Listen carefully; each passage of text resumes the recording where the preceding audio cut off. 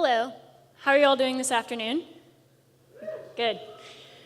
So I'm going to be speaking about the human side of business analysis. And to speak a little bit more about what I mean about that is our jobs are very technical and often logical, but ultimately when we want to ship things, there's always a human component. We have to get buy-in for the projects that we work on. And so I'm going to be talking about the human side of the business analytics that we do. My name is Alyson Murphy. I do data stuff at Moz. We have two different data teams, one that works on our product and then one that works on customer analytics, and I'm on the customer analytics team. And feel free to tweet me at Alyson Murphy. And the slides will be available, and I'll have this at the end, so no need to jot stuff down. So some context.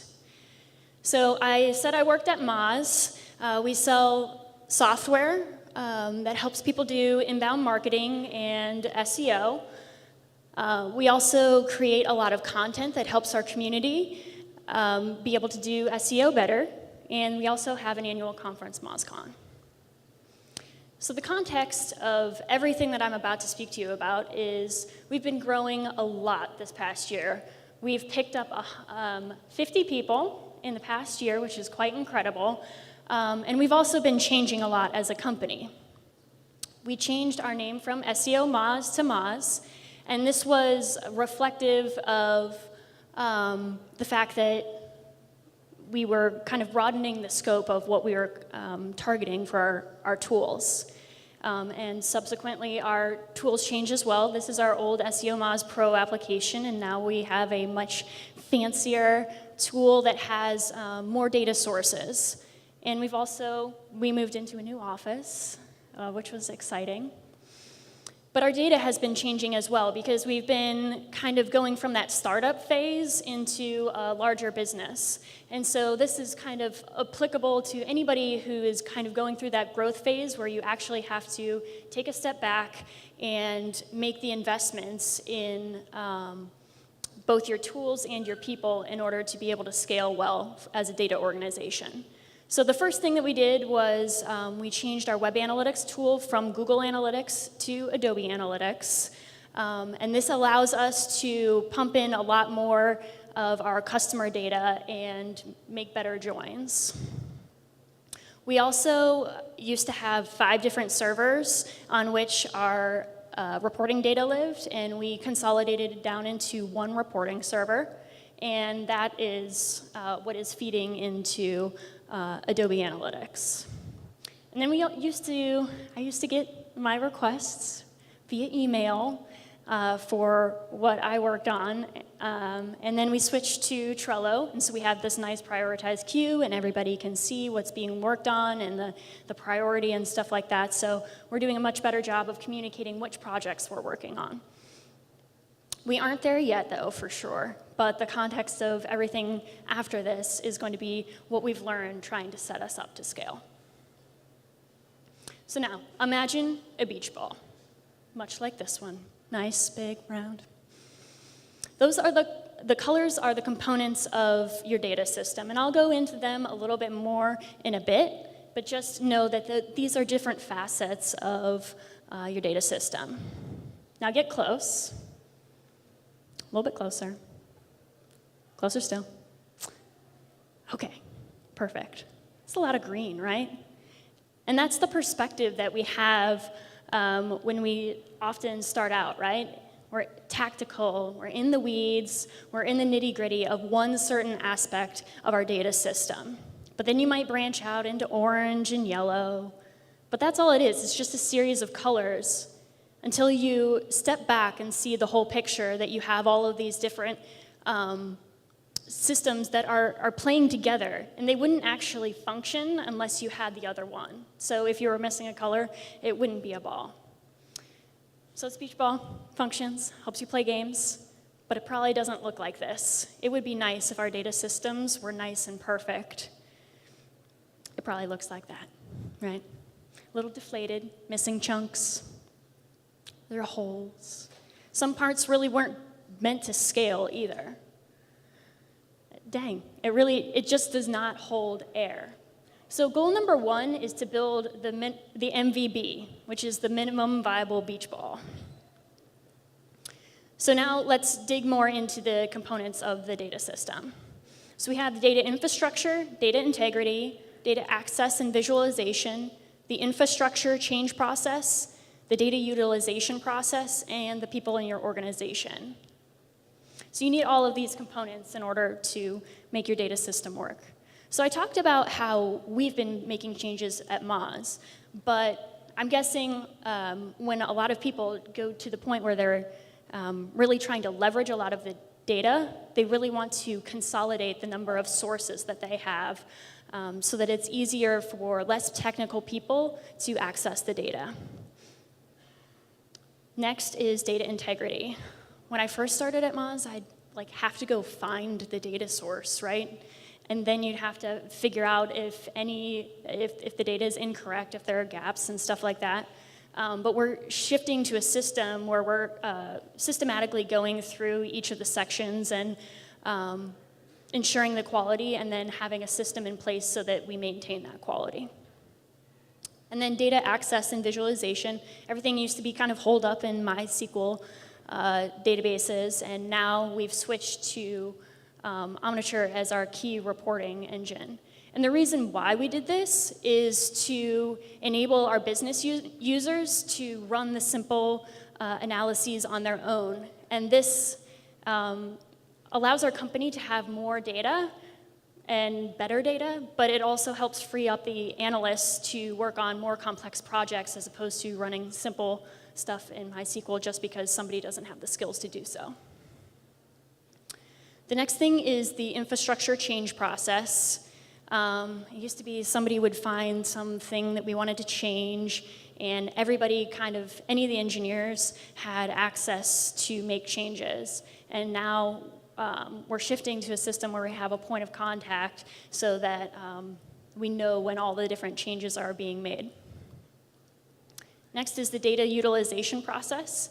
Especially in a startup world, you might do an analysis, and then somebody will use part of it, and then somebody will reuse part of it, and you have this weird chain effect, and then you have Bob asking for another piece of data, and we're shifting to a more logical process where the end users are asking the analytics team to work on it, and then that's the analysis that's used going forward. And the last thing in your system is the people in your organization. And you kind of start at bottom rung, people know that your data exists. Then they ask you to pull data. And then this is the part where we're kind of working towards, is getting people to pull their own basic reports and pull them correctly. And then the last piece is really leveraging that data correctly. So back to our goal. Goal number 1 was build that minimum viable beach ball, right? A couple things to note. To optimize this system, you might have to sub-optimize the subsystem. And this is something that's always important to remember.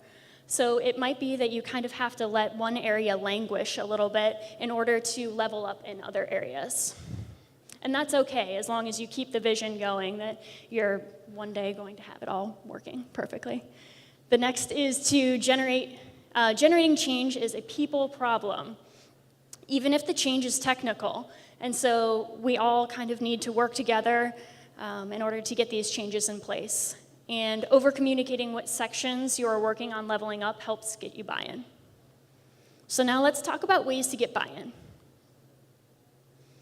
So let's go back to our components, but let's deconstruct it a little bit and find some themes. So data infrastructure and data access and visualization commonly have buying decisions at the point where you need to scale, right?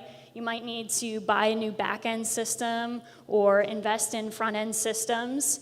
And you do this to save time so that your engineers can spend time doing the core competency of your business. My biggest tip to you is to pre-research your buying decisions as much as possible. So go do all of the legwork and come back with a really well-researched decision. So the common steps you might go through are to define the problem, lay out possible solutions, research the solutions, and make a decision on the solution.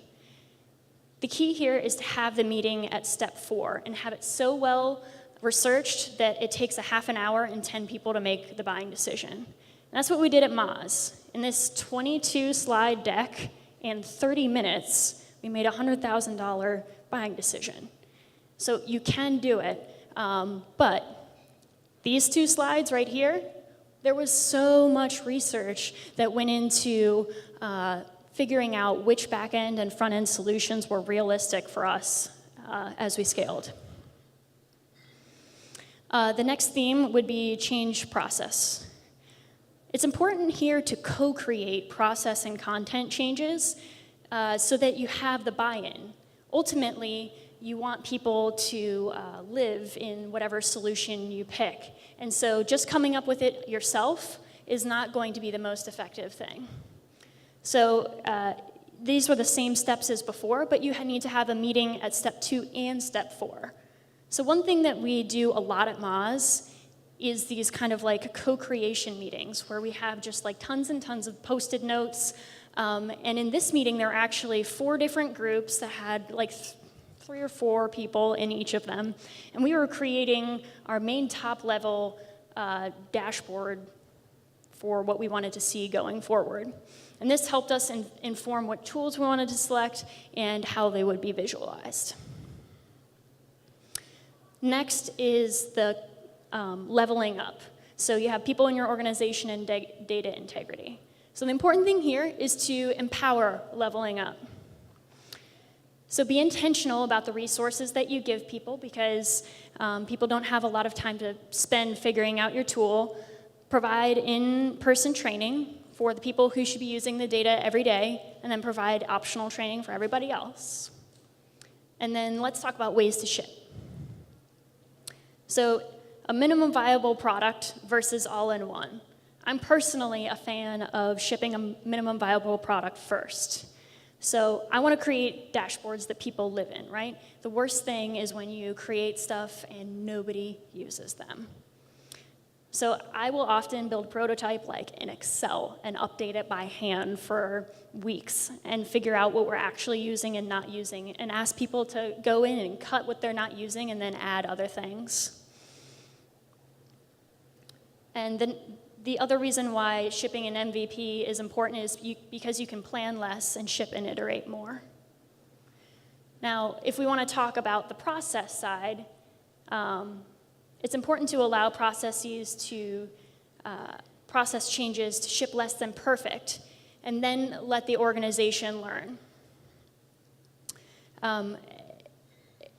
This was something that we figured out when I tried to ship an A/B testing framework that would work across all teams, and there were some steps that certain teams didn't like very much, and so I just said, okay, whatever we can do, we'll do, and then we'll work to like iterate and get everybody on the same page.